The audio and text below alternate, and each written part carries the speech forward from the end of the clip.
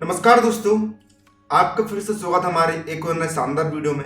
उम्मीद है आप सभी बहुत अच्छे होंगे और यदि आप अच्छे नहीं है तो इस वीडियो को देखने के बाद हो जाओगे, क्योंकि देखिए मैं यहाँ पर आपके लिए फाइनली लेकर चुका हूँ कक्षा 9वीं विषय हिंदी का अर्धवार्षिक परीक्षा 2023-24 का 101% रियल पेपर। जी हाँ दोस्तों, यदि आपने इस पेपर की पूरी तैयारी कर ली तो आपको मैं गारंटी देता हूँ आप भी परीक्षा में 70 में 70 नंबर लेकर सिस्टम फाड़ कर आने वाले हो। और यदि आपने एक भी क्वेश्चन छोड़ा तो आपका कल परीक्षा में मोह मोह हो जाएगा।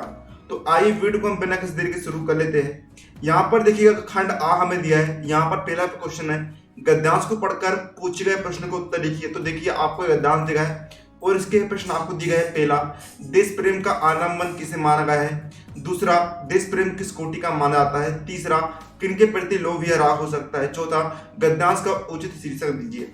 इसके अध्याय में भी हमें गद्यांश दिए गए, इस गद्यांश को पढ़कर प्रश्न को उत्तर देना है। पहला है, उपयुक्त गद्यांश का उचित शीर्षक लीजिए। दूसरा, जीवन संघर्ष में हमें विजय कब मिलती है। तीसरा, श्रम का असली रूप कहाँ देखने को मिलता है। चौथा, मधुमक्खी क्या कार्य करती है। अब दूसरे में देखिए हमें आपठित पद्यांश को पढ़कर नीचे लिखे प्रश्न को उत्तर देना है।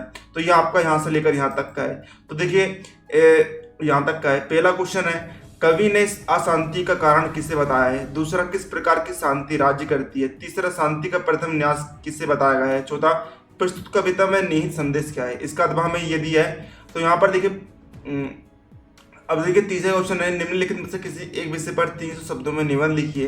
तो देखिए हमें यहाँ पर लिख रहा है किस पर, पर्यावरण संरक्षण में विद्यार्थी को दायित्व पर निबंध लिख रहा है। तो देखिए इस तरह आप लिख देंगे, प्रस्तावना, पर्यावरण संरक्षण की समस्या, इसके बाद में पर्यावरण संरक्षण का महत्व, सारी डिटेल आपको लिख देनी है। चौथा, पर्यावरण संरक्षण के उपाय। पांचवा, उपसंहार। इसके बाद में चौथा क्वेश्चन है, स्वयं को राजकीय उच्च माध्यमिक विद्यालय अकवा की कक्षा 9वीं छात्रा की संख्या मानते हुए कक्षा के शैक्षणिक भ्रमण पर जाने हेतु प्रधानाचार्य जी को एक प्रार्थना पत्र लिखिए। तो दोस्तों इस तरह आपको लिख देना है ना। सेवा में मुख्य मन, है ना, इस तरह आप दोस्तों आपको लिख देना है पूरा। यहाँ पर आंसर आप दे सकते हैं। इसके बाद में देखिए हमारा अगला क्वेश्चन है, नेक्स्ट क्वेश्चन पांचवा, निम्नलिखित व्याकरण बोध आधारित प्रश्न को उत्तर दीजिए। पहला, निखिल ने निहारिका को पीटा, वाक्य में प्रयुक्त पर संज्ञा का क्या प्रभाव बताइए। दूसरा, व्यवहारिक शब्द में मूल शब्द व प्रत्यय छाट कर लिखिए। तीसरा, संयुक्त वाक्य किसे कहते हैं, उदाहरण भी दीजिए। चौथा, निम्न शब्दों के दो पर्यायवाची शब्द लिखिए। पहला, कमल, दूसरा, गंगा। पांचवा, आंखों का तारा होना मुहावरे का अर्थ लिखते हुए वाक्य में प्रयोग कीजिए। इसके बाद में देखिए हमारा अगला क्वेश्चन है, यहाँ पर गद्यांश को पढ़कर प्रश्न को उत्तर देना। गद्यांश आपका यहाँ से यहाँ तक का है। तो पहला दिया है क्वेश्चन, गद्यांश का उपयुक्त शीर्षक दीजिए। दूसरा, लेखक ने नवजीवन दर्शन किसे कहा है। तीसरा, लेखक ने सुख किसे बताया है। चौथा, नई स्थिति में आए किस सूक्ष्म बदलाव की ओर लेखक ने संकेत किया है। इसके बाद में इसका अथवा क्वेश्चन आपका देखिए यहाँ से लेकर यहाँ तक का है। पहला दिया है, अंग्रेजों ने भीषण हत्याकांड कहाँ किया। दूसरा, अंग्रेजों ने बिठूर में क्या किया था। तीसरा, अंग्रेज सेनापति को आश्चर्य क्यों हुआ। चौथा, राजमहल शब्द में कौन सा समास है। इसके बाद में देखिए सातवां क्वेश्चन है, निम्नलिखित गद्यांश को पढ़कर प्रश्न को उत्तर दीजिए। ये आपका क्वेश्चन यहाँ से लेकर यहाँ तक का रहने वाला है। इसके क्वेश्चन आप दे सकते हैं, यहाँ पर 4 क्वेश्चन है। इसके बाद में 8वां क्वेश्चन है, किन्हीं 3 प्रश्नों को उत्तर देना है। पहला, छोटे बच्चों को बैल के प्रति प्रेम क्यों मढ़ाया। दूसरा, उस समय के तिब्बत में हथियार का कानून न रहने के कारण यात्री को किस प्रकार का भय बना रहता था। तीसरा, किस घटना ने सालिम अली के जीवन की दिशा को बदल दिया और उन्हें पक्षी प्रेमी बना दिया। चौथा, प्रेमचंद के फटे झूठे पाठ के आधार पर प्रेमचंद के व्यक्तित्व की कोई 3 विशेषताएं लिखिए। इसके बाद में नीचे लिखे प्रश्न को कोई 3 उत्तर दीजिए।